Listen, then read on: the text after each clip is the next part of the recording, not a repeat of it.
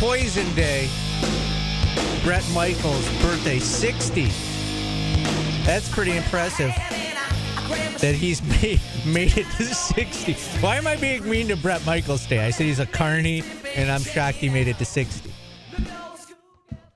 He's had fun throughout his life. Oh, yes. You can tell him turning 60, though, does make me feel old. Why? I don't know, because I feel like we're about the same age. He looks like he's 90. That's true. That is true. All right, we kick off hour number 2. We go to the guest line, and as promised, we are pleased to be joined now by the new associate head coach of the Syracuse men's basketball team, Gerry McNamara, joining us here on the show. Gerry, congratulations on the news today, and I guess let's start right there. Your thoughts on the promotion. Thank you. Just really excited. Obviously, the last few weeks have been somewhat of a whirlwind. There's so many range of emotions. I think the first one is appreciation, just for being around Coach as long as we have been. Just how loyal he's been to us, and from the time that we were players to the time that we've been coaches on his staff for the last 10 plus years, and then the excitement of the next phase of being part of a transition, and now to be in this position, to obviously have a lot of responsibility, which, is incredibly welcomed. I'm excited for the challenge, and I couldn't be happier. Gerry, you've been at this job a while. Is this offseason different than the past? Like, do you feel like you're re-recruiting players this year? Yeah, probably more so than any other year. I think this is probably the first year where we're in the same boat, I say, as everybody. Because you have to go through your whole roster and manage it. You have to go through every scenario. We spent a couple hours the other day of every possible scenario that could happen. So you just got to be proactive in terms of, obviously speaking to your guys and kind of get a feel for what's going on, where they're at, what they're thinking. And then obviously with this type of transition of meeting with them more specifically and talking about what our vision is for them. So, I'd say more so than any other year, especially with the really young group this year. They're in it. They're the ones that, before they got here, were already accustomed to seeing this type of portal action happen. And years ago, long time ago, it was almost frowned upon that a kid transferred, and now it's just commonplace. So, we're adjusting to it and trying to do the best we can in terms of getting a grasp on everybody we have in our program. Along those lines, Gerry, I know everybody is interested in who's going to be back, and I know there was some exciting news yesterday. I don't know as if we can specifically talk about it with you, but a lot of people are like what the roster could potentially look like. So along those lines, you don't necessarily have to go into specifics, but what is the hope with this core? I mean, my assumption is you guys want as many guys back as you can get. Yeah, that's a fair assumption. You look at this group. I even said it during the season. There wasn't a freshman really that we had that didn't have moments this year. Obviously Judah, but Malik Brown kind of stabilized the middle of the season for us. Justin Taylor had big moments. Chris Bell had big moments. Everybody had an impact. Really that played. Quadir Copeland had big moments. He kept us in the Pittsburgh game at home. We like this group. We like this group when we recruited them.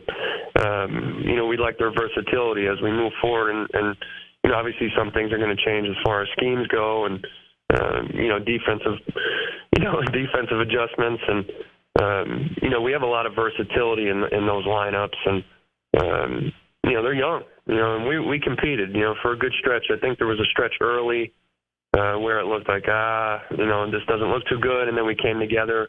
Guys were making an impact. And then obviously we hit that 4-game stretch where we just kind of lost things. And but as a whole, I thought these guys took steps forward.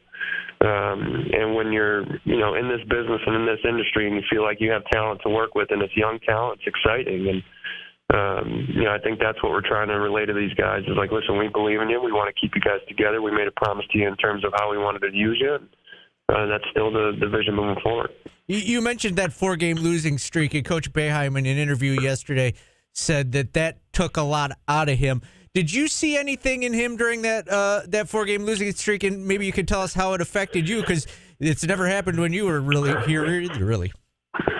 I think what was weighing on him more than anything was just lopsided defeats. I wouldn't say embarrassed, but just disappointed. There's a standard that we hold to here that we want to, kind of abide by, and you want to be competitive. And that's really the measuring stick of every group that you coach, is you want to be competitive. And for a few games we didn't. We were feeling really good going into that Duke game, got throttled, and I just felt like the young group kind of had a hard time recovering from that in terms of, I think a lot of them took it like, man, that was our chance to make the NCAA push. And what they don't understand is there's a game right behind it that you have an opportunity. And sometimes you have to learn the hard way. And I thought that stretch took a lot out of them, but they were able to rally. I thought they did a good job. And, the season finale against Wake Forest. And then, obviously we hit a terrible offensive stretch in the ACC tournament against them, and we're able to battle back from 12 down and get burned on a buzzer beater. So, I know it weighed on Coach, but I think it was more so the disappointment of what he knows the standard is here in terms of being competitive. And it weighed on all of us because we all try to hold ourselves to that same standard. I asked you about what the roster is going to look like. I know a lot of people also want to know just what the style of play is going to look like. And Red touched on it during his introductory press conference about getting up and down the floor and, not necessarily just playing zone, mixing in some man, whatever it takes to win. What can you say about the style of play? And I would assume we're going to see a lot of similarities from Coach Boeheim, but, you guys are going to put your own stamp on the program as well. What might some of those changes or differences be, or is it too early to tell at this point? I think Red touched on it, of how he wants to play and what the vision is, and playing faster a little bit, obviously switching up defensive schemes and, getting up and down the court. And, I think the biggest thing is, you'll see a lot of similarities in terms of some of the offenses, but you're probably going to see a little bit more continuity offense and ball moving side to side and making a few extra passes and trying to get the ball popping a little more and utilizing both sides of the court. So, we've been so fortunate to learn under Coach, and I think one of the things that he's probably doesn't get enough credit for is how he understands mismatches in certain areas, and he picks on them.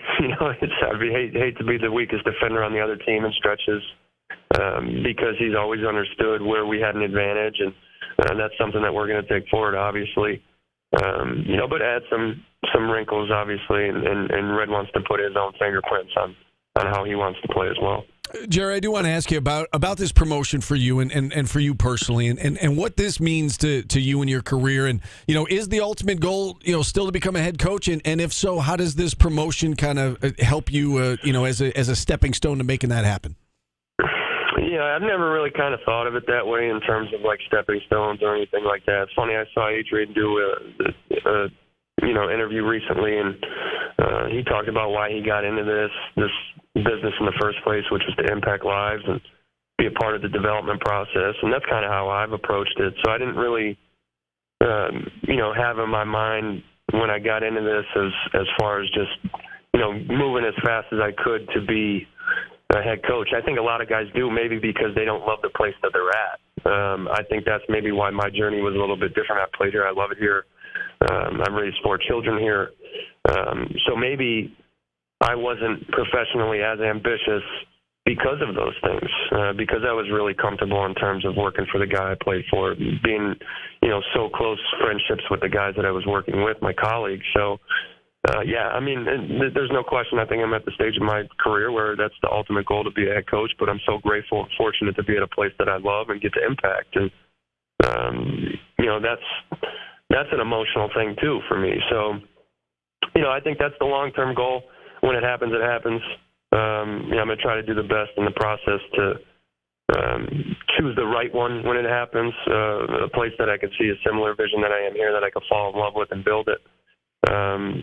But as of right now, where my mindset is. I said it in my release, that I'm ready to hit the ground running and get to work. And that's what we've been doing. We've been on the road recruiting, making some phone calls, trying to keep these guys in place, and at the same time, build this thing for the future and get it back rolling to where we know we can get it.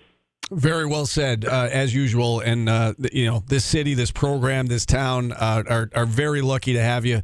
I guess last one for me, and I don't know if Paulie's got anything else, but what's the next order of business? As you said, I know it's been a whirlwind the last week or two. What is the next order of business for you guys?